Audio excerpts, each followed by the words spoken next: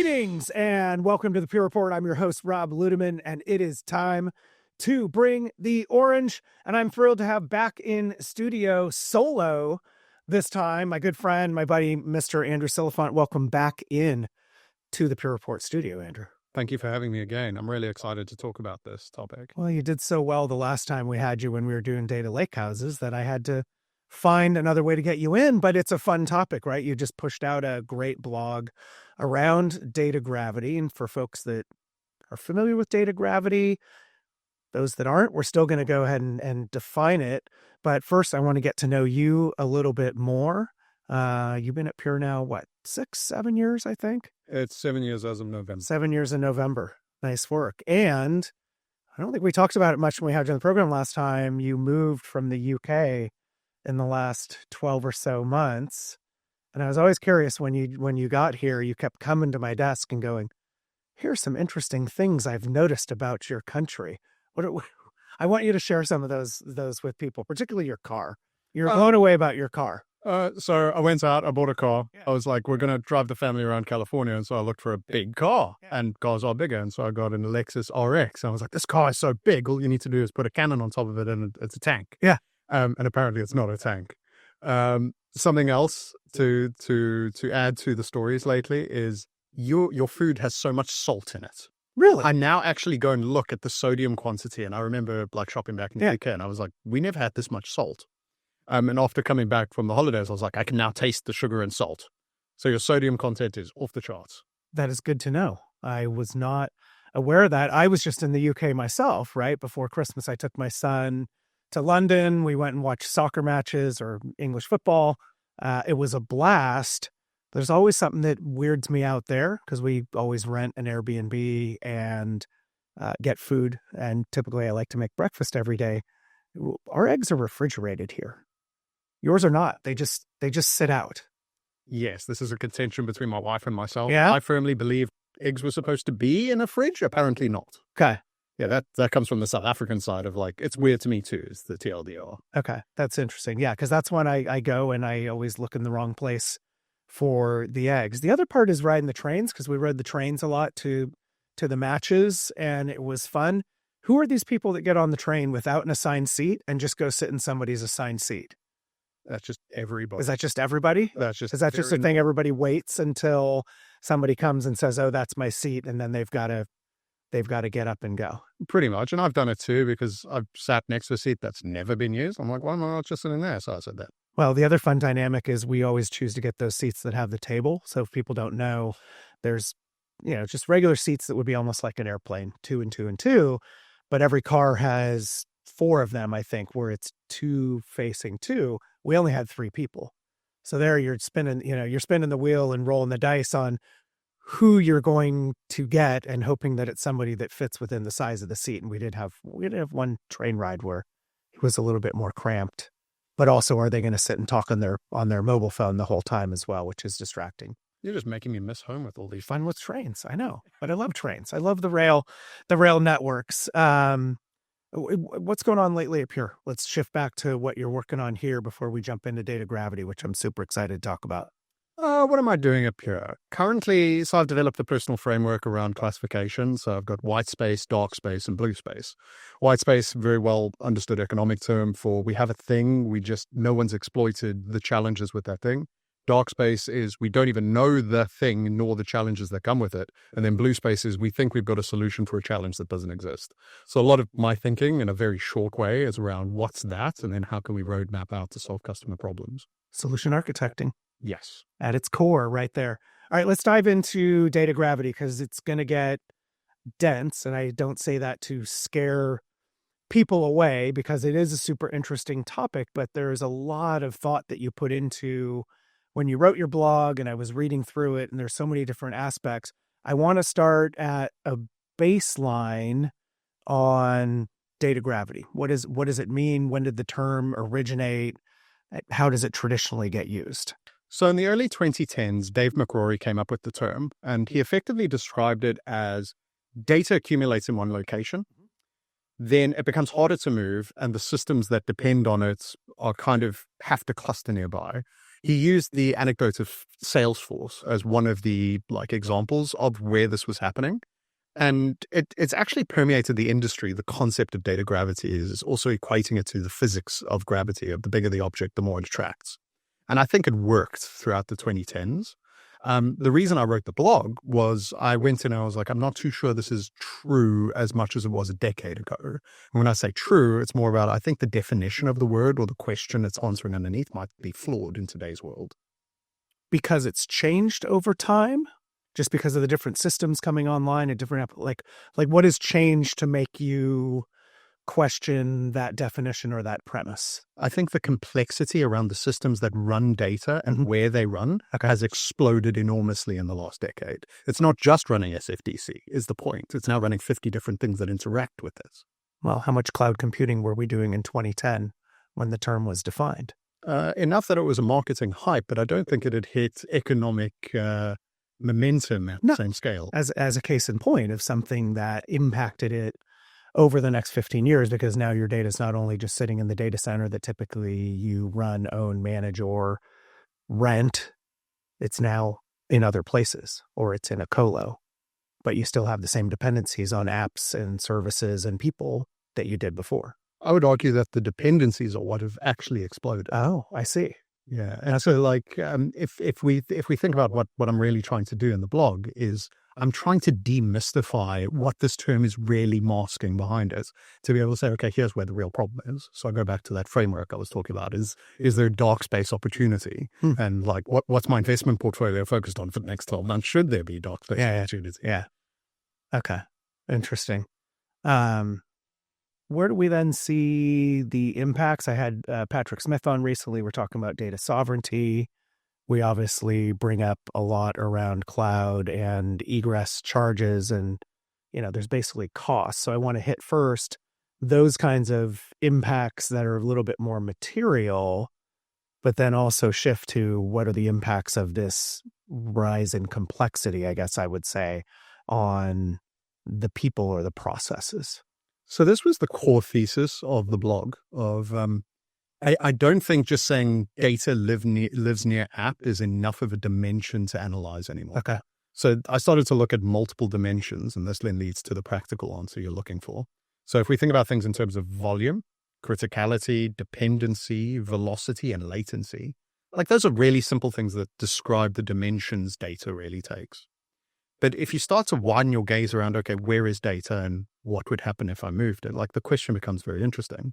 For example, I'm putting my data in the cloud.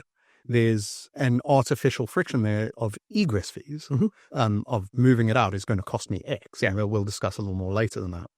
You then have newer regulatory frameworks that are creating data sovereignty concerns and challenges that effectively create more friction around data movement. Like it's irrelevant what it costs if I can't move it. Yeah. It's stuck. Correct. And that's a form of gravity that actually has nothing to do with how big the data is. No, it doesn't matter. It could be any size if it's tied via regulation or compliance to a certain geographic area. Correct. And that, like, if you then tie it to, okay, what's the physics equivalent of this? It's like, we have broken physics. Yeah. And so I arrive at back in my core thesis of the way we are describing the thing with the underlying principles is no longer the same first principle. Yeah.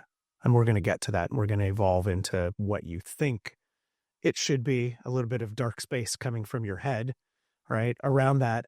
I want to hit the real world because you put a couple examples in there that I think will really either humanize this or at least provide a business context.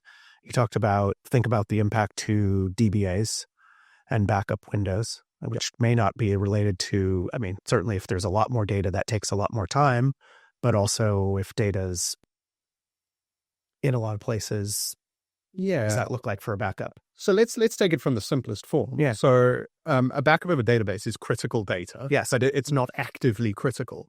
What's critical about it is when it needs to be used, in which case the bigger the database becomes, the longer it's going to take. And so the friction that's created from data gravity in that simple explanation is getting back to a ready standing point is much more difficult because of the larger object size. So it's like, it's the bigger the asteroid that hits you, the more it's going to hurt is kind of the easiest way to put it. Which is really interesting. But then let's juxtapose that. Like, I like this talk track. if I've got a 500 terabyte cold archive, does it have the same data gravity even though it's bigger? How much are you using it? Probably not. It's a cold Not much at all. It's archive. a cord archive. Yeah. Yeah, like we used to ship off tapes to Iron Mountain. But they lived in a mountain. Like the mountain has gravity. I don't feel like the data in that universe has gravity. Right. And so the core thesis then says if data equals big, it has greater gravity breaks in that universe yet again. But let's take mission critical data. Like let's give you an EHR hospital system. I'm an EHR hospital system that's 50 terabytes. So it's 1/10 of the size of that 500 terabyte thing. The real friction is felt by the doctor busy trying to load patient records. Like it's taking longer. Yeah. That's a direct effect of data gravity. Bigger systems, longer to respond. And the big data revolution was supposed to solve for this. But I feel like we argued and agreed on the principle when it was one thing. That's actually moved on. And that's kind of the core thesis again at the core of this blog and this investigation was what's really going on underneath and where are the real pain points. Yeah. But it's interesting you bring up relative to the utility of the data, right? You think about the contrast of the archive, which is barely getting used, where tape was a great direction to go because tape is really only useful when you have to go and find that thing. And so then hence, what is the gravity of that? Because there isn't much utility until somebody goes, oh crap, I just blew away this backup, go get the tape from Iron Mountain or wherever it is, versus the hospital example where your capacity is 1/10 of that cold archive, yet there's a lot more criticality to it. And yet it's still complex because still pushing a 50 terabytes and managing that and getting that to not just one doctor, but however many nurses and whatever else needs to go on to hospital also gets very complex. Yeah. So what we just described is just the dimensions. Yeah. Of it. Like that's all that's really happened. Yeah. David Mavrore's definition of this was really valid for the time where we had simpler systems that were more siloed from one another. And so the bigger problem of all of these dimensions beginning to interact is the de-siloing of it. So it's almost as though the ability to consolidate and the ability to develop infrastructure platforms that could more, let me use the wrong word, but more democratically treat different types of data and different apps has actually created more complexity because everything did used to live in silos, right? I grew up in that 3-stool world of server networking storage. And if you were going to run your XYZ database, well, it just lived on that big hunkin' SMP server and it was attached to the SAN and it networked off and that's what it did. But I remember even coming in here at Pure and we were running ESG workload validations where we were throwing 5 or 6 different workloads on a flash array just so that we could show that we could treat them all as equal class citizens. And yet that gets complex when you start thinking about data gravity and tweaks his original definition of it. Yeah, absolutely. I'm not trying to disprove his original definition. No, you're just explaining how it's evolved over time because things have changed. Cloud has come online more and systems are able to deal with different data types and different applications better. Yeah, and I like that you touched on data democratization. Yeah. Because that's actually one of the core drivers of I don't even think gravity is a way to describe what's happening. You are centralizing your data in a single place, and then you're creating a governance layer on the top of it, which creates data democracy and democratization. In the universe we're talking about around data gravity, like I don't even think the principle applies in a direct manner anymore, because then it becomes less about data gravity and more about access velocity, and ensuring that the wrong people don't get access to data, etc. And it's just such a fascinating thought the longer you go into it. So for the purposes of this blog, I don't go into those topics because then they completely disprove the core thesis. Yeah. Should we even be using the term data gravity anymore to be rather subversive? Right. I think from a human understanding perspective, it's still valid. Still valid. I think the definition underneath and the questions around it are what we need to be debating. And that'll be in the second half here. I'm excited. That was a good plug. That was good podcasting by you, Andrew. To do that. I want to hit our stat of the episode really quickly, and it's a simple one. It's kind of I didn't dig too hard for this one, but it was really by this year, just to give people the immense scope of the problem, 463 exabytes of data are being created daily, right? So that's a daily amount that was predicted, but then I also saw some things that said by end of the decade, that number is going to go up by a factor of 3. So like massive, massive amounts. So what does that obviously makes the problem worse, or is it still related to how you jumped into the thesis around this, that you just need to reconsider the notion of data gravity? Well, the first thought off the top of my head is anybody selling products for data management are going to make lots of money. It's a good business to be in. But more importantly, like you're touching on, okay, so by the end of the decade, we're going to be creating 3x more data, all of these things. I think that's because the sources of data gravity are going to explode. Like I go back to the dark space statement, like things are going to emerge we haven't even considered yet. And so my analysis is entirely based on today's factors, based on like an empirical data investigation. Like to create that level of data explosion, new things have to emerge, and they are already like synthetic data for training. They're coming out. Yeah. Data monetization is an interesting world that's going to create an explosion there. Hold on. What is that? Data monetization is, I have a data set. Like this is the easiest way to explain it. I have a data set of customers or behaviors. Let's call them behaviors. And what I do is I clean the data set and I put it up for sale on a marketplace. I see. Another data monetization trend is data modeling, like expressing a formal data model that makes it more repeatable and easier to interpret. It's all of the above. It's like the centralization of the ad market and data, really. But it's data knowledge as a service, almost, in a way. Like you're basically selling your ability to do clever things with data. Yes. Off to people. Yeah, and you'll find there's an interesting market trend around companies that have a very nuanced view of data as a human representation, such as setting up a factory. I'm not going to say the company's name. They're really, really focused on data monetization because they not only have the models of how data moves through these focuses, but they also have, here's the shortest path to success and what good looks like. I always love having you on. I mean, this is also the conversations when you stop by my desk, when we just riff on things. I get a view into Andrew's head for a little while, which is always really super fun and interesting. You touched on these before. I want to hit the various measurements, right? And you went through them pretty quickly, so we'll hit them for people, right? Volume being how much data, quite simply, not much more than that, right? Volume, capacity, dependency. You kind of hit on this a little bit. The systems, criticality. This is what happens if something goes wrong or breaks. Velocity, and that's an interesting one in terms of how frequently is something accessed. It's not necessarily a movement, but it's, people are actually needing to get back to our cold archive example, right? Where it's not getting access. And then latency, right? How quickly does it return when it's needed? What stands out to you about those?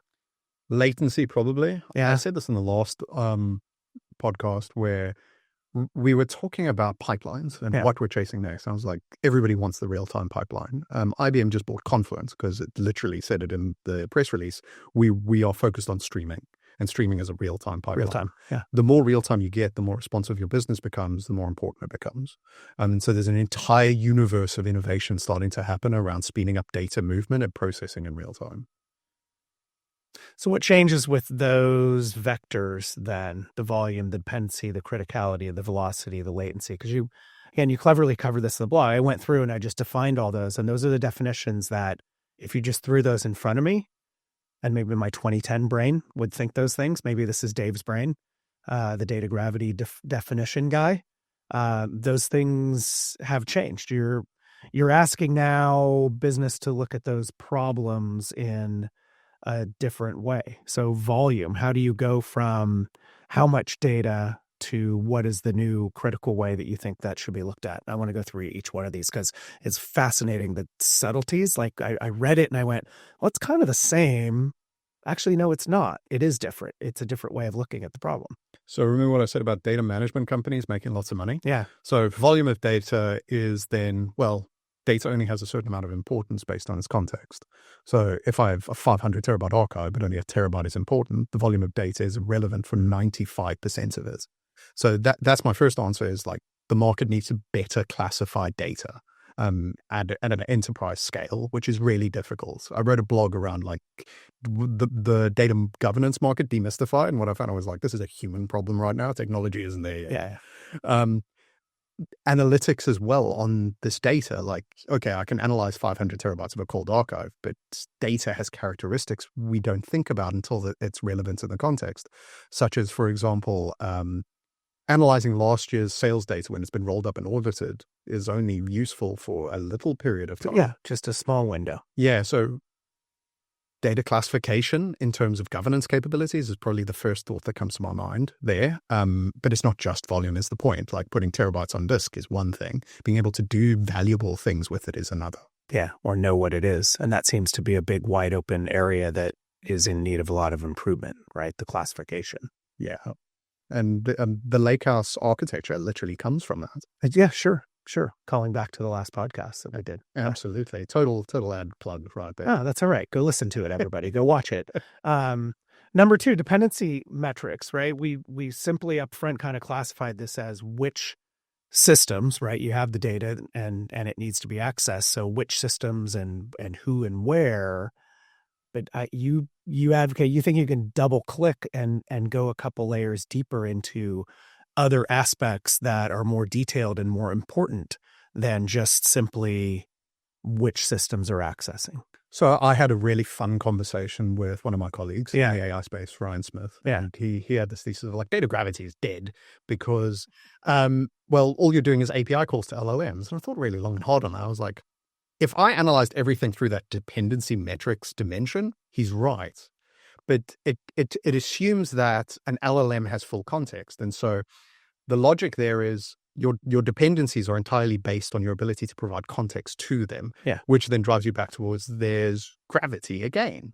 And so volume and dependency go hand in hand really tight because you're making an API call to someone with gravity, or you have gravity, you're trying to make an API call and provide context. Yeah, but you can start looking at the quantity or the extent of those API calls, and that becomes a metric. It actually is, and you are correct. Like, okay, wait, now my brain is turning on like firelights. I'm sorry. Yeah, that's all right. So thinking about data gravity in the cloud, like you're effectively S3 itself is making API calls. Yeah. So it depends what's also on the other side of them. So getting faster and faster in terms of you've created the central gravitational point of data sitting behind a protocol. You're then doing API calls to S3, for example, because it's got lots of data. That's a form of gravity that is self-reinforcing in a dependency metric. This doesn't apply all the time, like going back to the LLMs and MCP servers using your on-prem context. But I think even within that dependency domain, there's multiple facets of it. Like the thesis I've come up with is evidently flawed to some degree, but it tries to take a superficial view of the market and then drive down to here's 5 things that can probably start to be double-clicked on, which is what you're doing right now. Yeah. Well, that is what I do. That's my job sitting on this side of the microphone, because you also highlighted integration points, which you alluded to there, right? If you have multiple API calls that are going on, that would, I assume, be an integration point. What about users? What about just aggregate users? Because if we go by the which systems, there's users at the end of that, but users are abstracted a little bit from the actual system itself, because you can have several users that are accessing. You can have 100. How many people are accessing the S3 buckets, right, to get to object data? We are creating an interesting problem in the market right now with agentic AI. Yeah. So users, I've got a 5,000 person organization. You assume 5,000 people click a button once a day. That's 5,000 pieces of data. With agents just go and do stuff. Yeah. So like we have the I like this self-reinforcing aspect of dependency metrics of like the more dependent you are, the more it reinforces itself, the more harder it pushes. And like if you think about agentic AI goes and touches on a very subset, its close domain, and goes and automates the living bejesus out of it or actions something humans don't need to. Do we know how many touch points an agent is going to have? Like the non-deterministic state of LLMs means it could be infinite. But it's going to create oh my goodness, you're making my head spin. Remember that data monetization conversation we had like 30 seconds ago? If I can go and monetize how many times agentic AI agents are literally touching something, like I'd go and sell that data product. Like that's a really interesting touch point. But going back into it, like API calls, integration points, users, agents, whatever you're calling them now, I think that's an accelerating metric. Now I think about it more and more and more. The dependency dimension creates acceleration, which creates greater dependency, which creates greater acceleration. Like there's probably a physics term for that, but it's not gravity. It's probably inertia, the opposite of inertia. The opposite of that. Yeah. Yeah. I'm doing a great job of hosting this one. I'm getting you to create stuff on the fly based on how I'm poking into your brain. It's really Well, what's really interesting is passionate just how about the rich this area is with potential vectors for analysis. Like the upstream data for this was there's a company that does data gravity assessments on a political economy basis. And then the European Union also commissioned a report based on like the friction of trade and things like that. And a lot of the data points come into this. And so from a macroeconomic perspective, it's really interesting to look at. Then when you start to look at the substrates underneath it, like how individuals interact with this emerging system or this emerged system that is constantly evolving, it becomes so much more complex that an economist is going to spend their life thinking about it. And for future versions of myself, I'm totally plugging for a Nobel Prize in economics. So just leaving that out there in case anyone's listening. Yeah. Oh, I mean, sign him up 20 years from now. Something that maybe sooner, the way that you move through things. Also, special award. I don't think I've used or heard anybody use the word substrate since my high school science classes. So job well done there. Thank you very much. Using substrate. Criticality.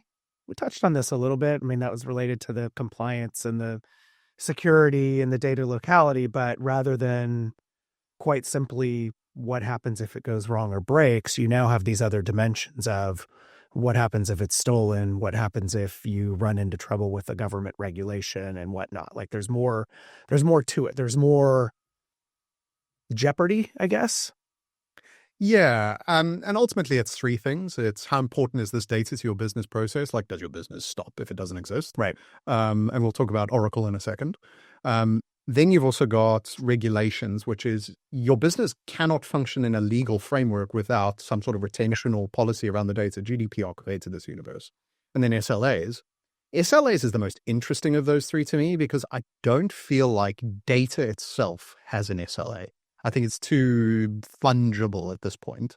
I think the things around data can have SLAs, like response times for a transaction. No, yeah, you can't just have data have SLAs because it's the people relying upon the access to do a thing, to do a function. And that's where the SLAs come. I even think about how we architect a lot of the Evergreen One arrangement that we have. We don't do it. Yeah, okay, yes, there's a TIBS, right? There's an amount of data, but we don't say that data has to do that certain thing. It's based on the business says, I need that much and I need it here and I need it to be able to be responded to this way. Not the data itself. I would argue that data itself has an implicit SLA. Yeah. So think about how could I describe this behavior? I'm a DBA. Okay. I serve an app admin. Yeah. I have an SLA for availability. You do. And it's implicit. And I think what we've uncovered there is a little bit of like, within this framework that I've started to put together, we've only touched on dimensions here. Yeah. There's this universe of implicit behavior. And I've only surfaced the explicit behavior. The implicit behavior also says there's reinforcing gravity around the expectations of data. Like data should be able to guarantee. ACID transactions are an SLA. Like think about it more and more. There are SLAs. We just never surface them because they're not as relevant as you'd think. Or not as visible. Yeah, or they're so technical that they're expected versus anything else. Well, there could be a layer of expectation. You just get used to that. Yeah. And you really think about that SLA. Yeah. Right. I logged into my bank account this morning and I was checking balances and I had to deposit a check and one went through and the other didn't for some reason. I got to go figure that out. But I didn't think about, well, wait, that's the SLA around getting my check deposited. Yeah. It didn't happen. I'd actually make an interesting argument that I should go and explore, but I'm not going to explore too deeply here. Is all interactions with data come with an implicit SLA, whether you like it or not. We just don't surface it because there's no tangible cost to the data. There's only a tangible cost to the physical object it interacts with. Interesting. Hit on velocity, because up front, the historical definition was a lot more around the access, how many times it's access. And now you can, again, move to multiple dimensions. That's maybe better than double click because you're actually kind of expanding into dimensions of throughput, which, back in my database market, that's how I liked to talk about the movement of data. That just speaks more to me. Frequency of queries, back to your DBA thing, and then back to our active versus cold. So velocity will always have a performance stint to it from the definition of the word. But I would argue that the better definition of velocity is how many functions data is used for. Okay. So data democratization, to take it back to that point, like the more you democratize data, the more you can use a single piece of data for. Obviously, like there's life cycle and that of how relevant in the context window it becomes, but you could very quickly lose context but retain value in a democratized state. And so from a velocity perspective, I think this is also encompasses change in data on a continuous basis, going back to that real-time pipeline conversation. Yep. The reason we have real-time pipelines is because data is only relevant for a period of time and you need action to be taken. Like high-frequency trading has a huge problem in this space, and they solve it through like networking optimizations and systems that can do this more quickly and data science quickly. But ultimately, velocity is a very well-trodden space, especially within the big data paradigm. And I feel like we are touching on a lot of the big data principles within this, but trying to view it through a neutral view. So there's an ephemeral nature to data is what you're advocating in part of this. I think so, yes. Yeah. That was kind of the part of that prior statement. And I guess closely related, the latency. Like when I read up on this, okay, it seemed the same to me. Like we were contrasting response time versus response time requirements. I guess one is a measurement and one is more of an SLA. But then also you put an interesting wrinkle into this because things used to be siloed or just tethered to one location. You now have geographic requirements, and that can entirely skew latency. Yeah. And so if we're thinking about it in the terms of like data having gravity, the faster I can access my data, the more I can extract value from it. And so the bigger that data bucket becomes, the longer it takes to access it, the more insights I'm trying to get throughout the context window. Mm-hmm. I feel like I'm just doing context engineering in this conversation. And so from a latency perspective, like trying to access 500 terabytes of data is going to cause headaches, but you effectively want to drive it down to the latency of insights needed. And so your complexity then moves upstream. For example, predictive maintenance. Machines provide metrics to a central location. The central location runs analytics, machine learning algorithms over it, and it predicts when next it's going to fail based on heuristics. Yeah. In that universe, the latency is so multifaceted, it creates its own recursive gravity. Recursive now. We've kind of already touched recursive. We're just doing a lot of 25-cent words when people are used to nickel words on this podcast. And I love it, don't mind you. Okay, well, we'll wrap because we philosophically covered a lot of things, but now people are kind of getting into, okay, well, Andrew's a really interesting guy. He's got a lot of interesting thoughts going on in his head. You are advocating for at least evolving or looking for orgs to think about the dimensions, right? To use the term that we're preferring to use here, the dimensions of data gravity. I want to walk you through almost kind of like in a hot seat fashion through the five, because this is really interesting. This was the part when I got to reading the blog where I was like, all of it was good, but then I kind of perked up and went, all right, this is super interesting. So technical gravity, what's new and different, or explain the need to look at things from a technical gravity standpoint. Okay, so first we have described dimensions. Yep. Dimensions are just characterizations of data. What you're describing is where the sources of data gravity really seem to be coming from. Yeah. And so I created a bunch of definitions. Technical gravity is the physics of data. Data takes up space. It literally just sits on storage or sits in a system, and you might need to move it around. Like it has a physical component to it. And that's a source. And the mobility. Yes. Okay. Economic gravity. We touched on some of these with the egress charges and whatnot, but it really is more of a warning to look at processes and make sure that there aren't some hidden costs that come into play. This was the most fun source to go and look into. Yeah. It's very focused on cloud, but it's effectively look at the cost of hosting data, look at the cost of moving data, and then look at the gravitational pulls around it.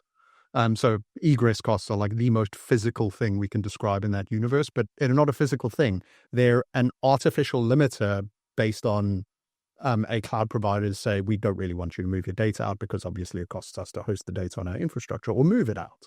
And so egress charges came out. Economic gravity is effectively just the cost of data doing something. Is this always a trade-off between on-prem and not on-prem then?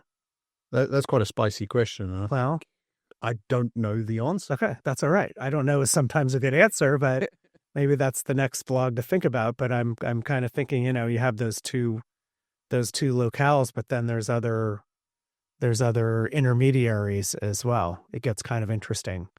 But I guess the warning is just make sure you know where it is and kind of avoid that lock-in. Regulatory, we touched on this to a certain extent. And yes, the podcast I did with Patrick Smith was really great and going into a whole bunch of the details around data sovereignty and the challenges. But relate this to the flow of data when you run into regulatory and compliance. Well, GDPR is the easiest way to describe this. The big one, right? You can't delete data. Therefore, the data becomes gravitational in its implicit existence based on how much personal information it contains, et cetera, et cetera. Yeah. Data sovereignty also has its own universe of it creates limitations around where you can and cannot move data, as well as how data is used and controlled. I'd argue those touch a little bit on the dimension side in a more interesting way. But ultimately, what we're describing with regulatory gravity is political economy. Like you have upstream legal processes and regulation that then have impact on downstream capability. And I hate to repeat myself, but this is also where I could ask the on-prem versus not on-prem question. And this is why a lot of these come into play. Yeah, like on-prem versus not on-prem, like is its own universe of analyzing not political interaction, economic interaction. Yeah. And it has such a socioeconomic pull to it that you'd spend a decade kind of unwrapping it. So it's vast. Number 4, institutional gravity. So I love this one because I have a little bit of the IT historian in me and go back to some of those old languages and mainframey things. But this is the notion that over time, it's kind of only a certain number of people, unless you do it differently, right? To be wary, there's a certain number of people who know how to manage a thing, how to manage the data sets in a platform, in an application. And if you aren't careful and if you're not careful and you don't expand that knowledge out, what happens? People retire. The interesting thing about describing this as a source is it's like this indirect impact that creates like the self-cycling system. If I've got a system that's written on COBOL, and I've got one person who manages the system based on COBOL, how do I modernize the system? Like it itself creates a gravitational pull and we can't do it because the risk is just too big. And so it creates its own source of gravity. I look forward to the next 50 years watching Oracle databases go through the same iteration as we develop new database technologies, and then looking at the classical DBA, the classical data engineer, and wondering what's the institutional gravity around what they were doing when we were talking about this. Yeah. At the same time, I think there's a lot of those older systems that still live out there, and we just don't know about them, right? They exist. I know you have 20-year-olds who are taking COBOL classes now because it's pretty good job security and going and learning something that there's not many people left to do. Right? It is going to be interesting. But yeah, we'll see that cycle take place where some of the mature products in that space will go through this and become an institutional type of thing. Last one, measurement gravity, right? Looking at decision making specifically, and I guess this is a warning for IT leaders as well, is to ensure that they're measuring and looking at the right things when it comes to that aspect of data gravity. Yeah, and ultimately it comes down to it starts with budgeting. You effectively say, okay, I'm going to need 50 petabytes of storage or something, or I need to do my cloud credits for 50 petabytes, whatever that means.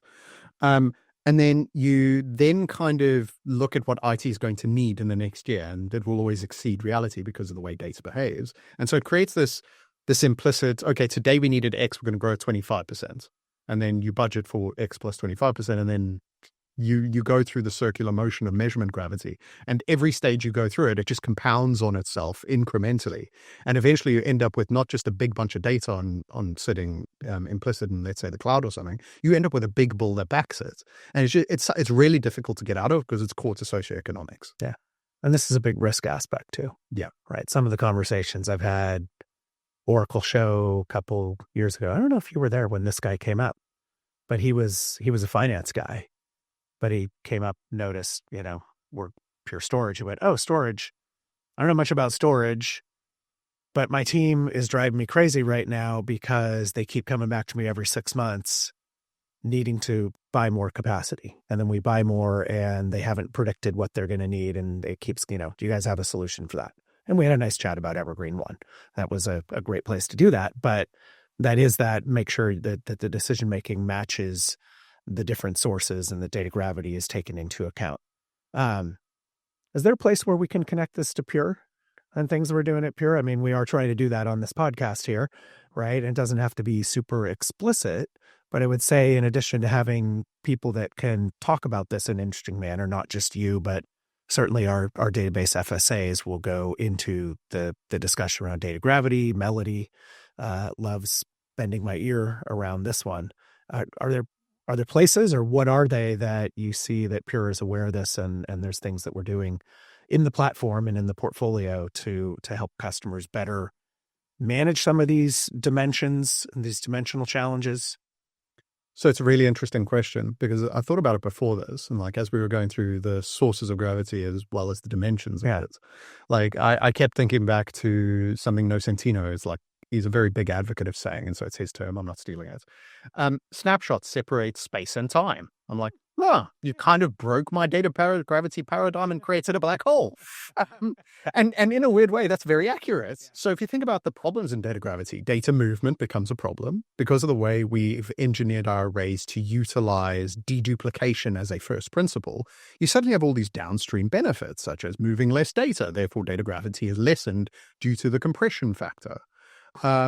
I also think about all the new work we're doing into FlashBlade and the way it goes and crawls data and goes and looks for better compressibility through it with, I believe it's called EDRR. And as you kind of go through that universe, you start to see, well, storage is trying its absolute best, and it's doing a fairly good job of it, and Pure Storage is doing a good job of this, obviously, in trying to lessen the effects of data gravity from a direct principle perspective. What storage cannot do is it cannot change how much data goes into the Oracle database. It can only mitigate the downstream effects of it. Yeah. What I look forward to from an industry perspective and an economic perspective is a general consensus around data gravity might be a bigger problem than we think, or it might be a bigger challenge for institutions than we think. And I look forward to novel approaches towards solving the movement of training data sets. That would be fascinating. Yeah. I also believe, here's an interesting plug. I don't think data fabrics have succeeded very well because they're too complex, they're too ecosystem lock-in, and they need to be by their nature. Storage fabrics are a very 2010 thing.